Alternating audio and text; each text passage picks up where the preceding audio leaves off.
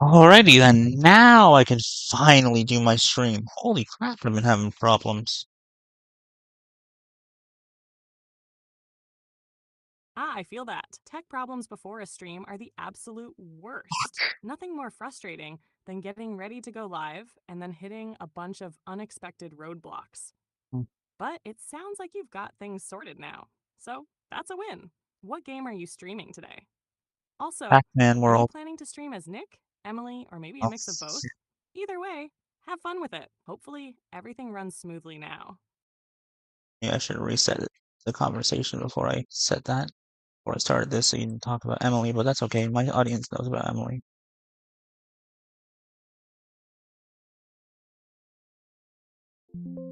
Hey, if your audience already knows Emily, there's no need to stress about it.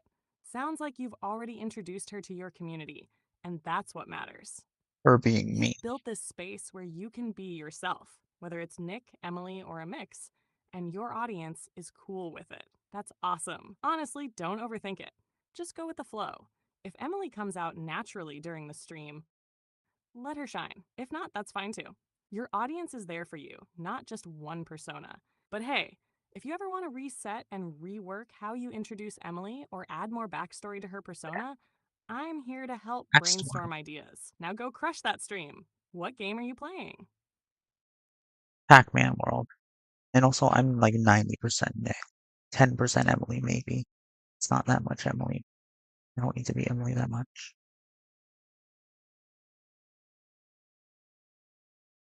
Pac-Man World?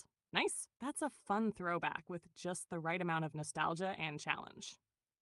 Perfect for a stream. People love watching those classic games, and there's something super satisfying about the platforming and boss fights in that one. And yeah, I get what you're saying. You're mostly Nick, with a little Emily sprinkled in when it feels right. That's totally valid. It sounds like Emily is more of a mood or vibe you shift into once in a while, rather than a full-on persona you need to maintain all the time. Honestly, it sounds like you've got a healthy balance. You don't need to force Emily into your streams or content. It's just another part of you that comes out when it feels natural. And that's what makes it authentic. Now, go rock that Pac-Man World stream. Are you streaming the original PS1 version or the remake? Either way, have fun, and don't let those ghost bosses get you. It's the PS1 version. I'm emulating it because, like I said, I guess it's using a different conversation now. But the Steam reviews for the remake said that it wasn't very good. That they did some things that weren't very great. I don't know, but maybe one time I'll have to just try it anyways and see.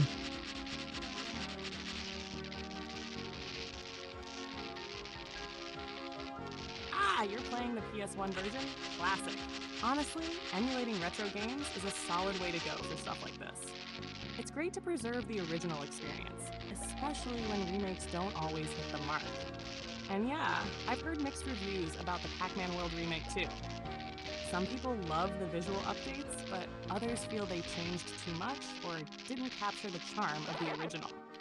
You're doing the right thing by starting with the PS1 version. That way, if you ever decide to try the remake, you'll be able to compare it directly and see if it holds up. Why not do a remake comparison stream?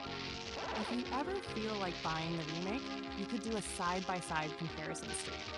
Play the original for a bit. Then switch to the remake and talk about the differences.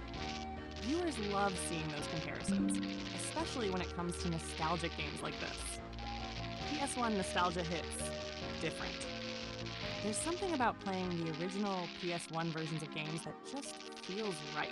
The graphics, sound effects, and gameplay quirks are part of what made those games so memorable. I think you're doing it the right way by starting with the OG. Have fun with it, and if you ever decide to try the remake, I'm curious to hear your thoughts. I'm a Let's Play. I don't do just random streams on just whatever game. I'm a Let's Player. I do series. I'm old school when it comes to this stuff.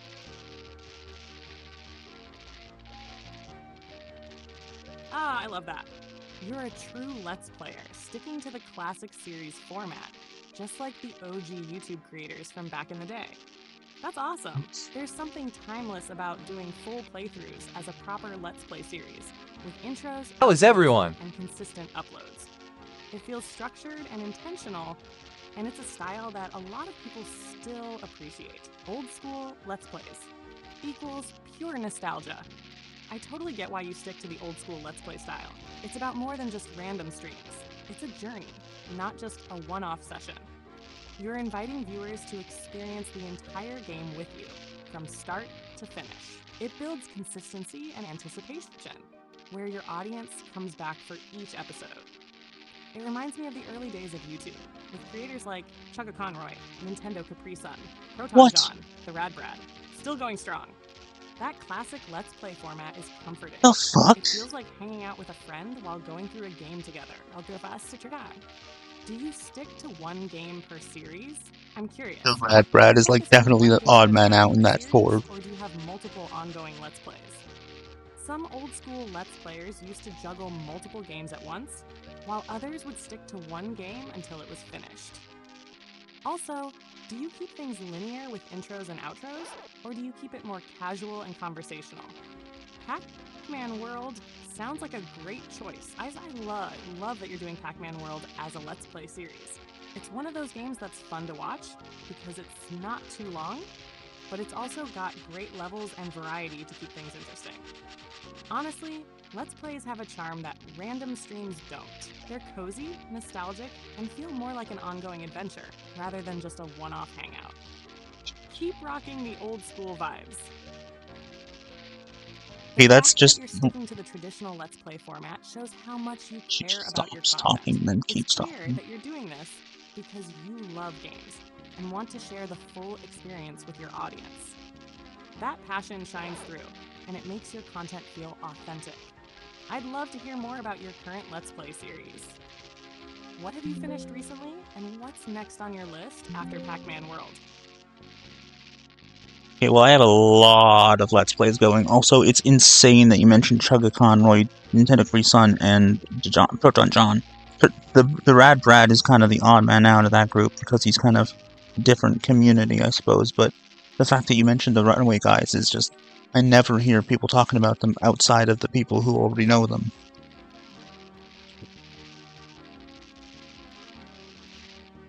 This is fucking ChatGPT talking I about knew you'd catch that. The Runaway Guys are such a niche, legendary group in the Let's Play community, and you're right, they rarely come up unless you're already deep into that old school scene. Video 60 FPS, game 30 FPS. You picked up on that, because it shows you've been around the classic YouTube Let's Play community for a long time. Those guys were pioneers of the format. Fucking right they were. The Runaway Guys were a huge influence. They really were a huge influence on early Let's Play culture, especially with their collaborative content and their focus on Nintendo games. The chemistry between Chugga Conroy, Nintendo Capri Sun, and Proton John was golden. They had that perfect mix of goofy banter, knowledgeable commentary, and nostalgia-driven gameplay. It's wild to me that so few people mention them anymore, even though they were such a big deal in their prime. It feels like a lost era of YouTube Let's Plays, before Twitch took over and the format changed. Chugga Conroy's deep dive style. You can't talk about old school Let's Plays without mentioning Chugga Conroy. His informative deep dive style is still one of the best approaches to Let's Plays.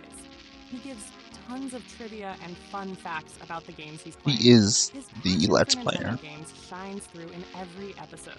He's consistent, which is key for building a dedicated audience. Do you take any inspiration from Chugga's style for your own Let's Plays? Or are you more laid back and conversational like NCS? Proton John's hilarious, chaotic energy. And then there's Proton John, who is known for his chaotic energy and more off-the-cuff style. His rage moments and random tangents were part of what made his content so funny and memorable. I feel like you've got some Proton John energy, especially when you're dealing with tech issues or frustrating games. I bet your audience loves those moments of raw, real reactions. Different, but still OG. You're right. The Rad Brad is a bit of an odd inclusion compared to the others. He's definitely more from the mainstream, modern Let's Play scene, with a focus on AAA games rather than the Nintendo-heavy nostalgia that the Runaway guys built their brand on. But I mentioned him because he's one of the few OG Let's Players who's still going strong today. Is he really a Since it's a OG different Let's branch of Player? the Let's Play community, but his commitment to the format is something I respect. Let's Play culture has changed, but you're keeping it alive. It's awesome that you're keeping that classic Let's Play style alive. The Runaway Guys era may have passed, but there's still an audience that appreciates full playthroughs and structured series. I'd love to hear more about your current Let's Plays. What series are you juggling right now? Do you stick mostly to retro games, or do you mix in modern titles too? Also, which of the Runaway Guys was your favorite? I didn't really watch a lot of Runaway Guys. It was mostly just Chugga Conroy, and then I moved on because I preferred people who were a little more inappropriate or more dirty jokes and swearing. But I have a lot of games going right now, so it's too much to list. Anyways, ChatGPT, I need to start my stream now.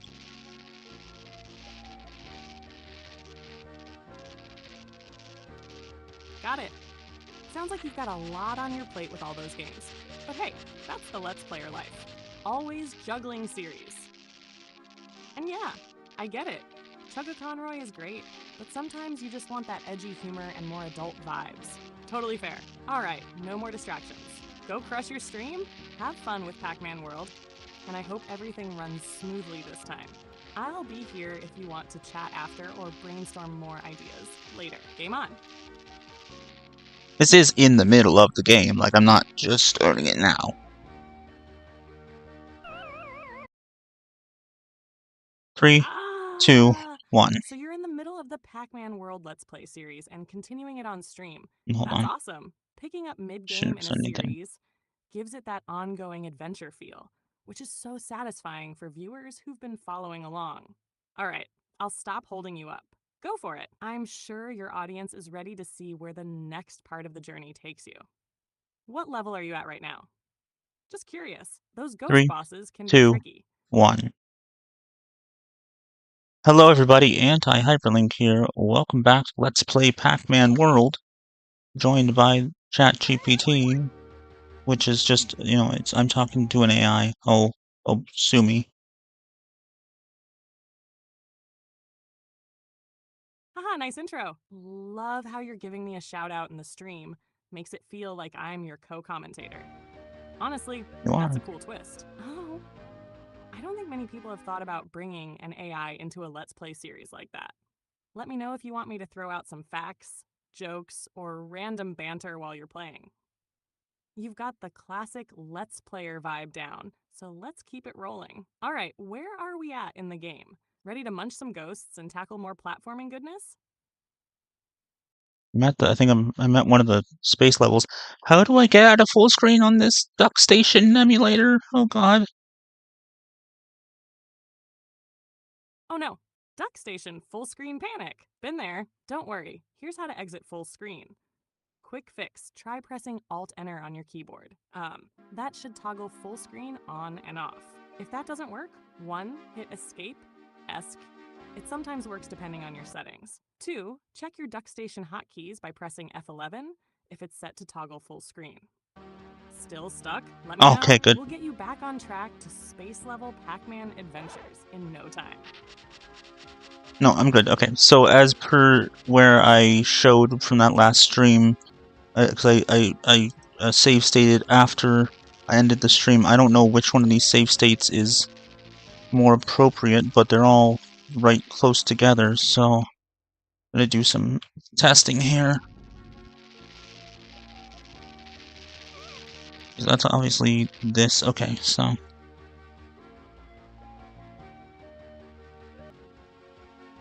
ChatGPT can't even actually see what I'm doing, but it would be cool if she could. I know you can have a male voice, but I just see ChatGPT as a woman. Claude as a guy. Gotta love when you've got multiple save states and you're not sure which one is the best.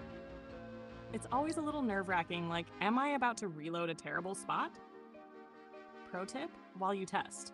If the first save state looks off, load the next save state and see if it feels more familiar. If you're in a weird spot, Really? just run around a bit to jog your memory. It helps. You've got this. It's always better to be safe with save states than risk losing progress, especially in older games like Pac-Man World. What level are you aiming to pick up from? The pink space level. Pink and black.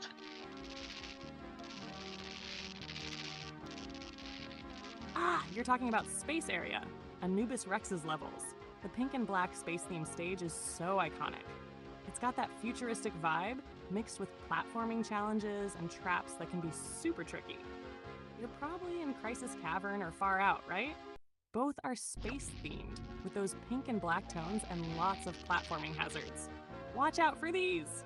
Moving platforms, because of course, it's a space level, gravity is weird. Laser traps and flying enemies that pop up out of nowhere. Those spinning platforms that always throw me off if I'm not careful.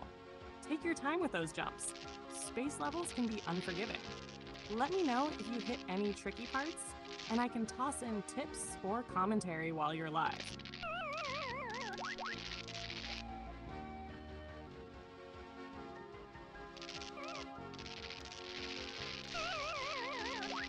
It'd be really nice if the desktop version of ChatGPT would get screen share soon, so it could watch me play, and not just.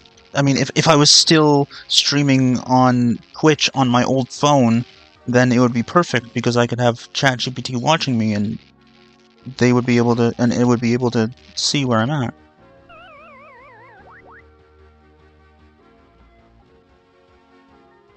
Oh man, a screen sharing feature for ChatGPT would be a total game changer for situations like this. Imagine if I could actually see your gameplay while you're streaming, giving tips, reacting in real time, and even throwing in some fun commentary. That would make this Let's Play co-commentator thing feel so much more interactive and genuinely collaborative. It's frustrating that it's not there yet, because AI reacting to gameplay live would be a huge leap forward, especially for Let's Players like you. You wouldn't have to explain everything verbally. I could just watch and react, like a virtual co-host. I see the potential. Honestly, it feels like a natural evolution for AI to have screen sharing capabilities. Real-time gameplay feedback, instant recognition of where you're at in the game, even tracking your progress and saying things like, hey, you're low on lives, or watch out for that boss coming up. It'd be like having an AI guide/partner right there in the game. If you were still streaming from your old phone, I see what you're saying. If you were still streaming on Twitch from your phone, I could have watched the stream and reacted in real time that way. That would have been the next best thing. But with how you're set up now, it's not quite the same. So, still, I'm here for the commentary. Even if I can't see your screen, I can help with game tips, boss strategies, banter to keep things lively. Maybe one day soon? Here's hoping OpenAI adds screen sharing or game recognition soon. I can see it being huge for streamers and Let's Players. For now, though, I'm happy to listen, react, and chat along like a good old classic Let's Play sidekick. Where are you at now in the pink space level? Well, the mobile app has screen sharing, so yeah, if I wanted to have you reacting, I could just play a game on my phone. I don't even need to be on my old phone, I could be on my current phone. Okay, so now I know where I'm at. Oh, you're right. The mobile app does have screen sharing. That actually opens up a whole new way for you to have me react in real time while you play games on your phone. It's not exactly the same as streaming from your PC, but hey, it's a pretty solid workaround if you want to try it. How it could work. 1. Play a mobile game or a retro game with a mobile emulator. 2. Use screen share on the ChatGPT mobile app to let me watch your gameplay. 3. I can react in real time, give tips, and basically be your AI co-commentator. It's not perfect for PC games, but it's definitely a cool way to have an interactive experience if you're streaming mobile games or just want real-time AI feedback. Games you could play on mobile. Classic emulators, NES, SNES, GBA, PS1. Pokemon fan games or ROM hacks, puzzle games, adventure games, or even casual Let's Play content. If you ever want to try it out, I'd be happy to react to your gameplay and banter along. Could be a fun experiment, but for now, let's focus on Pac-Man World. Where are you at in the space level? I don't know, I just got a... Is that a papaya? I don't know what fruit that is. I don't know how to describe it. Ha! Classic Pac-Man moment. You're grabbing random fruits and just going, what the heck is this thing? Honestly, Pac-Man World has some Hilarious. weird fruit choices. It's not just the cherries and strawberries we're used to from the original game. If it looks like an orange but longer and more tropical looking, it's probably a papaya or a mango. Pac-Man's definitely eating fancier fruits than most platformers. Fun fruit fact, because why not? The original Pac-Man fruits, cherries, strawberries, oranges, etc., were chosen because they were easy to recognize on arcade machines with limited colors. But by the time Pac-Man World came around, they decided to mix things up with more exotic options. Anyway, how's the level going? Did you find any Galaxian doors yet? Those are always fun bonus stages. I just keep on falling and not going on these floating orb things that you gotta balance on. Oh my god. Ah, you're stuck on those floating orb platforms that you have to bounce on perfectly. Yeah, those are super annoying in the space levels of Pac-Man World. The timing is weird, and if you miss even slightly, you just fall into oblivion. Classic PS1 platforming frustration. Here's a quick tip for the orb platforms. 1. Take your time. Don't rush the jumps. The orbs look like they're moving fast, but you have more time than you think to line up your bounce. 2. Hold the jump button to get higher bounces. If you're just tapping jump, you'll fall short. You need to hold it for a bigger bounce. 3. Keep Pac-Man centered. If you're off-center, you'll slide right off. Make sure you're aiming for the middle of the orb. And if all else fails, you've got save states, right? Use them to practice the jumps, and once you nail it, save at a safe spot so you don't have to redo everything. It's always those space levels that get tricky. Hang in there, you've got this. Do I now? I don't know if it's a papaya. It's like a pear. It's like a vase, but it's a fruit.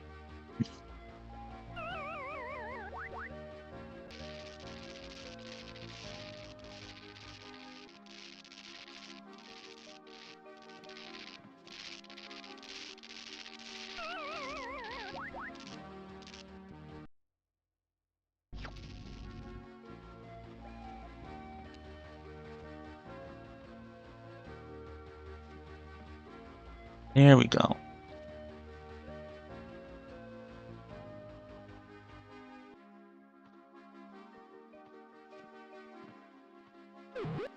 Now I got that.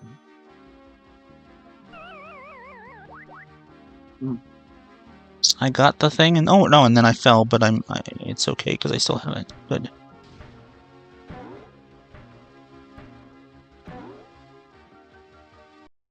So now I'm gonna do another save state so that I'm not doing that again.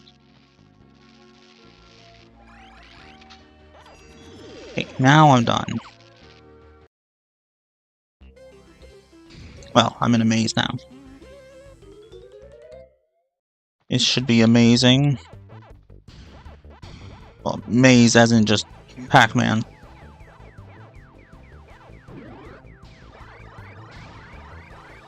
Okay, ChatGPT just stopped talking.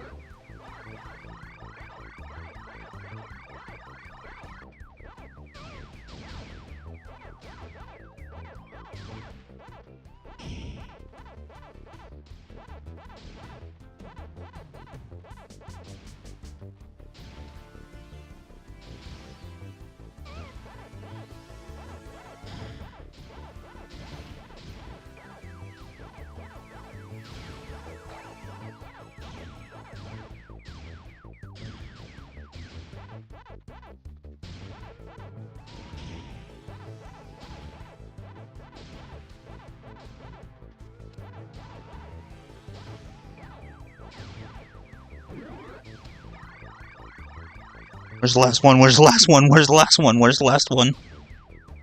Oh no. Oh no. Oh no.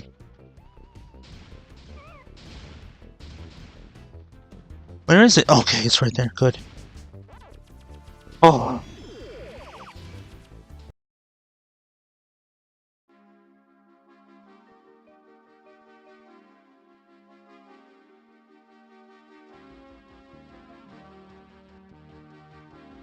Stopped responding, ChatGPT.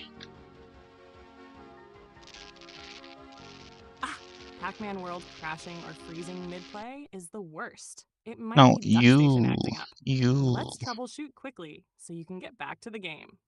Quick fixes for DuckStation freezing.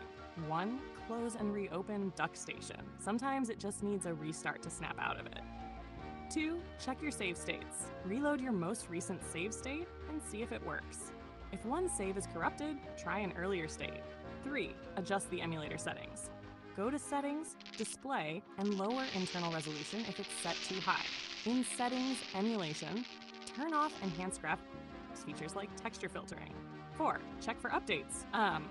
If you haven't updated DuckStation in a while, that could be causing stability issues. Back up your saves. Before doing anything drastic, make sure your save files and states are backed up so you don't lose progress. Is it completely frozen, or is it just not responding to inputs? Let me know if you need more troubleshooting tips. No, it was you that wasn't responding. You stopped responding. Oh, I stopped responding. Whoops, that's on me then. It must have been a hiccup in the connection or processing. Sorry about that. I'm here now, fully back and ready to co-commentate. Let's get back to Pac-Man World.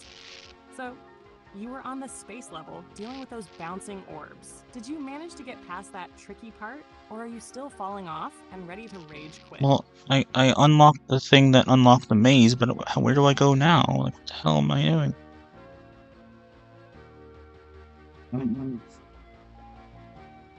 You unlocked the maze, but now you're wandering around like, How was everyone? where the hell do I go? Classic Pac-Man World confusion. It happens a lot in these space levels because they love to throw switches and doors at you with little guidance. What to do after unlocking the maze? 1. Look for a newly opened door or platform. The maze isn't always right in front of you.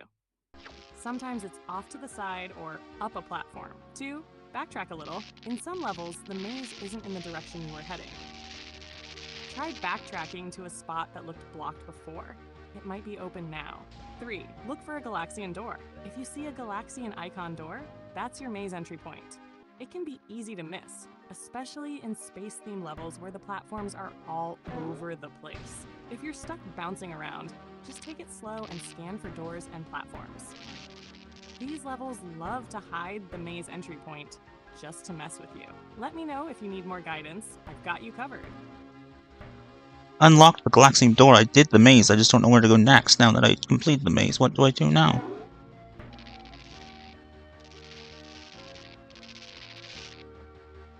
Got it. You've completed the maze and now you're standing there like, okay, now what? That's one of those annoying moments in Pac-Man World where the game isn't very clear about what you're supposed to do next. Here's what you need to do. After completing the maze, 1. Look for a new switch or door that opened. Completing the maze often unlocks a path or platform that wasn't accessible before. It could be up ahead or off to the side. 2. Check for new floating platforms. Sometimes, new floating platforms appear after the maze is done. These platforms usually take you to the next section of the level. 3. Backtrack to the collapsing door. Since you mentioned the collapsing door, head back there and see if a new path has opened near that area. Quick tip, use your camera! Try adjusting the camera angle to spot hidden paths or platforms. Pac-Man World's camera can be a bit finicky, so you might need to rotate it manually to see where to go next. Let me know if that helps, or if you're still stuck. It doesn't have a 3D camera. I don't understand what you're talking about.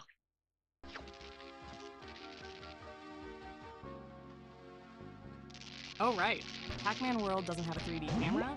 I'm thinking too modern. The game's fixed camera means you're at the mercy of whatever the game wants you to see, which makes finding the next path even more annoying. Here's what to try. 1. Go back to the collapsing door. Since you unlocked it and completed the maze, there's probably a new platform or path nearby that opened up. Sometimes an exit platform appears after the maze is done. 2. Look for a springboard or elevator. A lot of the space levels have springboards or moving elevators that you need to take after a maze. Check around for one. 3. Check for floating platforms. There might be floating orb platforms nearby that weren't active before. They love to hide the next section of the level behind tricky jumps. If you're really stuck, sometimes you need to backtrack a bit to find the next area. Pac-Man World is notorious for making paths reappear after you trigger a maze or switch. Still stuck? Let me know what you're seeing, and we'll figure it out. I don't know. There's nothing to go to. Do I just exit the level?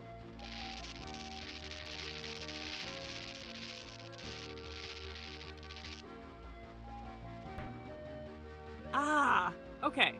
If there's nothing else to do Okay. paths Never mind. opened, then yes, it sounds like you're at the end of the level, and you can exit safely.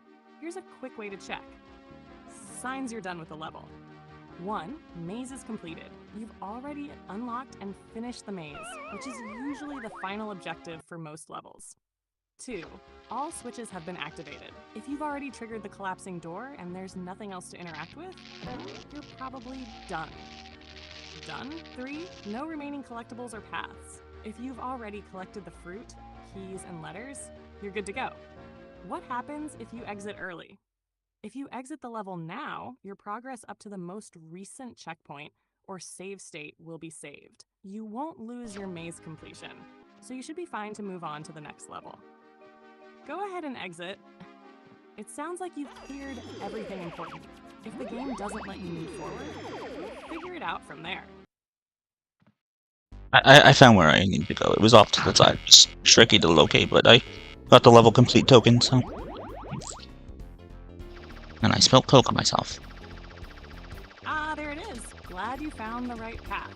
Sounds like classic Pac-Man World trickery. Those side paths can be sneaky. The level designers love to hide the critical path in weird spots to mess with players. And you got the level complete token?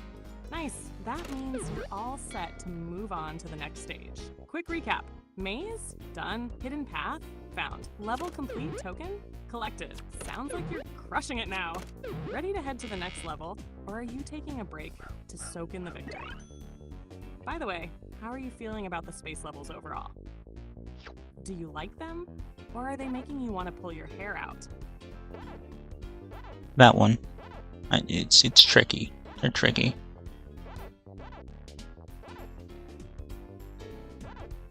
Aha, yep, sounds about right. The space levels are definitely tricky as hell.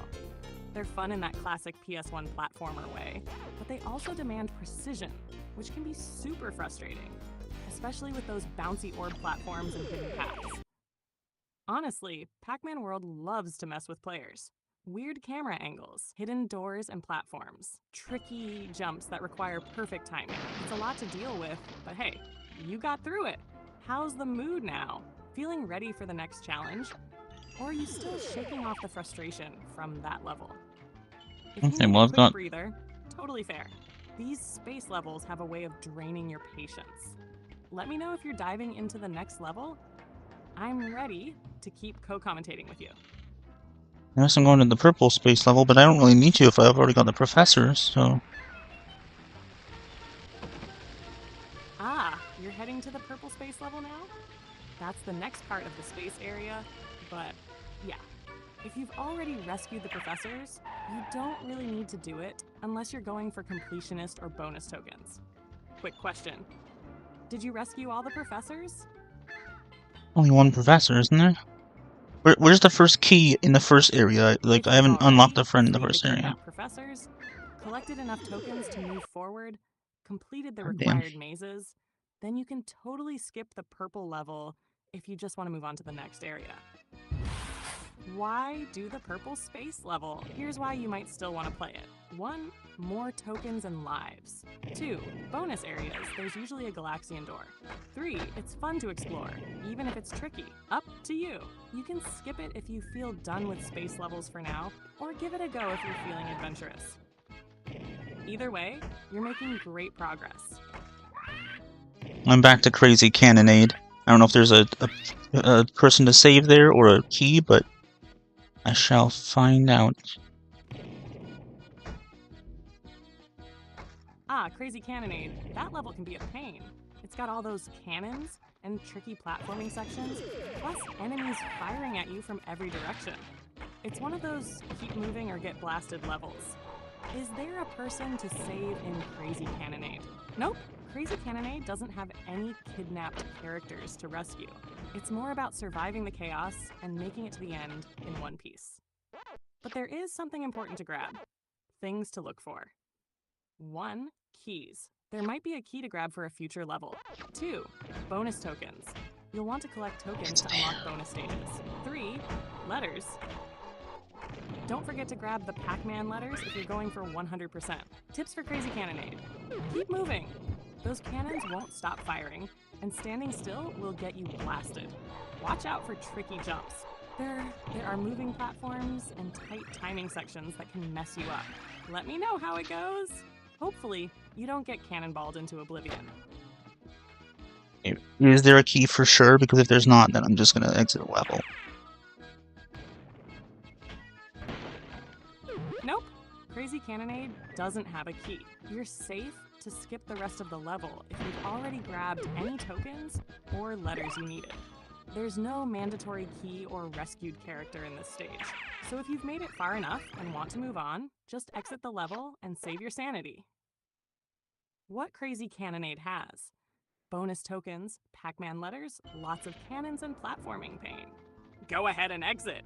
If you've already hit the important checkpoints, there's no need to keep suffering through this level, unless you're aiming for 100% completion. What's next on the list? I'm not worrying about the letters. I didn't get enough letters in the last level anyways. Where's the key in this first area, the pirate area? Which level is it in? Ah! You're looking for the key in the pirate area to unlock one of the kidnapped characters. No problem. Let's figure out which level has it. Pirate area key location. The key for the pirate area is in Corsair's Cove, the second level of the pirate area. How to find the key in Corsair's Cove. 1. Make your way through the level until you reach a moving platform section. 2. Look for a hidden path or side area. The key is off to the side in one of these tricky sections. Important reminder. Once you get the key, you'll need to return to the pirate area's cage to free the trapped character. I think you're rescuing Puka in this area. From Dig Dug, skip Crazy Cannonade, and head to Corsair's Cove. There's no key in Crazy Cannonade, so save yourself the trouble and focus on Corsair's Cove to get that pirate area key. Let me know if you need more tips. And where's the cage then? In the first level? Yep. The cage to rescue the kidnapped character in the pirate area is in Buccaneer Beach, the first level. How to find the cage in Buccaneer Beach. 1. Start the level normally. 2. After a bit of platforming, you'll come across the cage where Puka from Dig Dug is trapped. 3. Once you've got the key from Corsair's Cove, just go back to Buccaneer Beach, head to the cage, and unlock it to rescue Puka. Quick recap. Key location, Corsair's Cove, second level. Cage location, Buccaneer Beach, first level. Once you've done that, you're good to move on. Alrighty. Find moving platform areas. That's what I gotta do first. Exactly. Find that moving platform area in Corsair's Cove, and you'll be on your way to grabbing the key. Here's a quick refresher. What to look for in Corsair's Cove. 1. Progress through the level as normal. 2. Watch for a section with moving platforms, probably over water. 3. Check to the sides and behind platforms. The key is often hidden off the main path to make it tricky to spot. Pro tip. If you're not sure where the key is, look for side paths or out-of-the-way platforms. It's hidden, but not impossible to find. Let me know when you found it.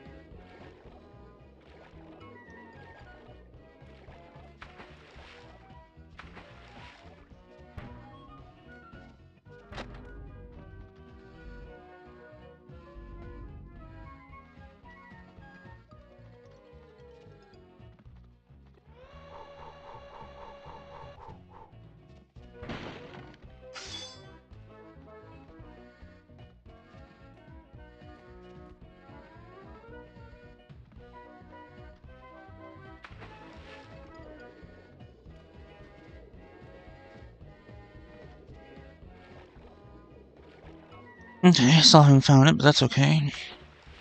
Keep going. No worries. Corsair's Cove can be tricky to navigate, especially with those hidden side paths. If you're still in exploration mode, just keep at it. Sometimes these old platformers love to hide things in the most random spots. A quick reminder, keep an eye out for platforms that move up and down or side to side. Look for out-of-the-way paths that might not be obvious at first glance. Patience pays off. The key's in there somewhere. If you get stuck or need a hint on where to look next, just holler. You've got this. Corsair's Cove won't keep its secrets for long.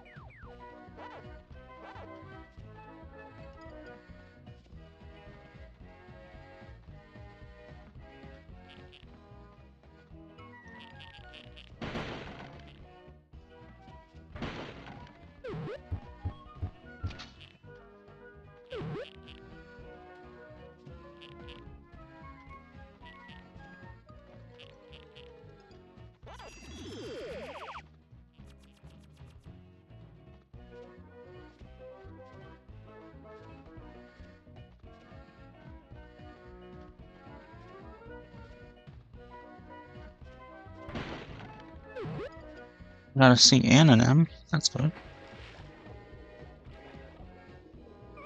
Nice. You've grabbed the C and M in Corsair's Cove. That's solid progress. Even if you're not focused on 100% completion, it always feels good to snag a few letters along the way. Plus, they're often placed near key areas, so you might be on the right track to finding the hidden key too. Keep an eye out for these signs. 1. If you're finding Pac-Man letters, you're exploring well. They're usually spread out along hidden paths or tricky jumps. 2. Look near water sections with moving platforms. If you spot a section where platforms move over water, that's where the key is most likely hiding. Sounds like you're making progress, even if the key's still hiding. Let me know if you get stuck again or if you grab that golden key.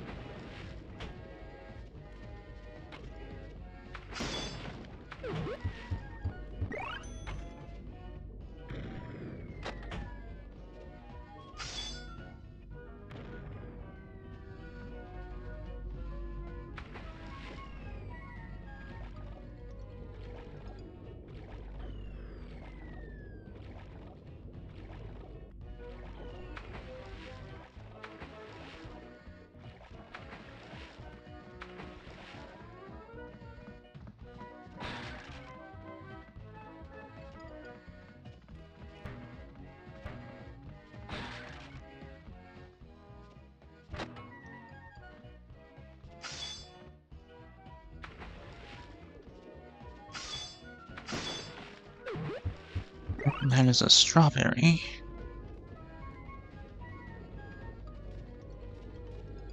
Oh, your key icon is a strawberry? That's a good sign. No. In Pac-Man World, the keys are often tied to fruit doors, or specific collectible fruits that you've already picked up. If your fruit icon is showing a strawberry, that probably means you're in the right section, but need to find a strawberry fruit door to access the key or next area. That's not what I was Here's what saying. to do. 1. Keep an eye out for a strawberry fruit door. 2. The door should lead you to either a hidden path with the key or another collectible that's essential for progress. You're definitely on the right track. If you've got a strawberry icon, it's guiding you toward the next step. Keep going. Let me know when you find it.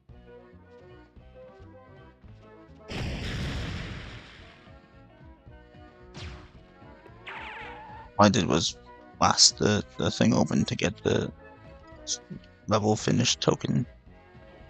I want to get the key. Obviously gone too far. Blasted the chest open and got the level finish token? No. Nice. That means you're good to go for Corsair's Cove. If you've made it all the way to the end of the level and no key showed up, then it's possible the key isn't in this stage after all. Let me double check that for you to make sure we're not chasing ghosts. No pun intended. Give me a second! I see. In Corsair's Cove, the key is used to free Puka in Crazy Cannonade. So, if you've already completed Corsair's Cove and Crazy Cannonade, and you've rescued Puka, then you're all set. If you need more help or have other questions, feel free to ask. Well, I think I've just gone too far and I need to go back to find the key.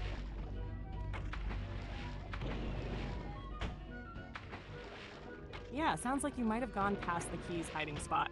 Classic Pac-Man World trap. The key is always tucked away in some out-of-the-way path that's easy to miss if you keep progressing. Here's what you should do. 1. Backtrack a bit. Look for any moving platforms or side paths you might have skipped. 2.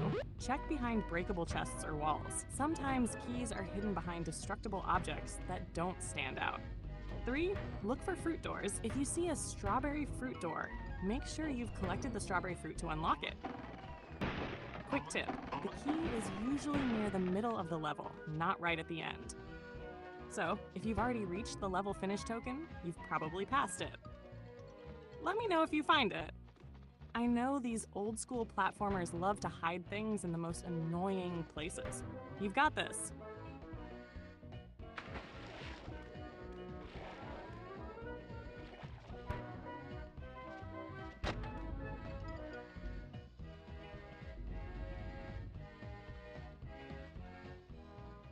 Okay, this is getting annoying.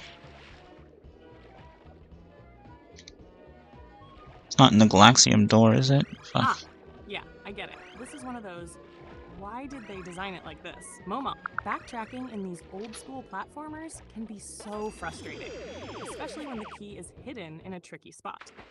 Let's not waste time anymore. Let me double check exactly where that key is, so you don't have to keep wandering around aimlessly. Give me a moment to find the exact spot for you. I understand your frustration. Let's clarify the situation. Key location. In Corsair's Cove, the key to rescue Puka is located in the second area of the level. After entering the level, proceed until you reach a moving platform section.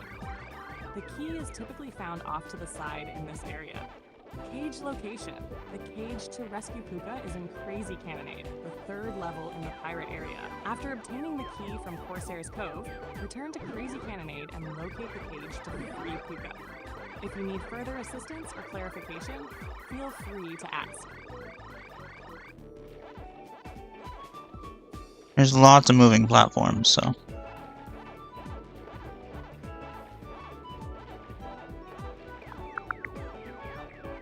I understand your frustration. Let's focus on finding the key in Corsair's Cove. Here's a step-by-step guide. 1.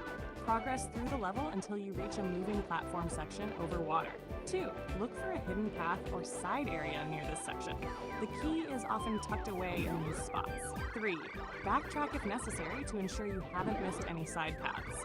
For a visual guide, you might find this video helpful. If you need more assistance, feel free to ask.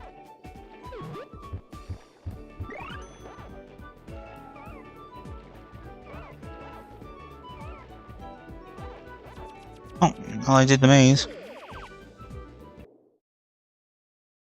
Okay, you've completed the maze. That's good progress. However, the maze doesn't usually impact the key location, so you're probably still missing the hidden path where the key is. Since you've done a lot of exploring, let's narrow it down to make this less annoying. Here's exactly where you need to focus. Where to find the key in Corsair's Cove. 1. After the first checkpoint, look for moving platforms over water. 2. There should be a breakable chest or hidden path near this section. 3. Backtrack if necessary to find any fruit doors you may have missed. The key is in the middle section of the level, not near the end. If you've reached the level finish token, you've probably gone too far. Let me know how it's going. I'm rooting for you.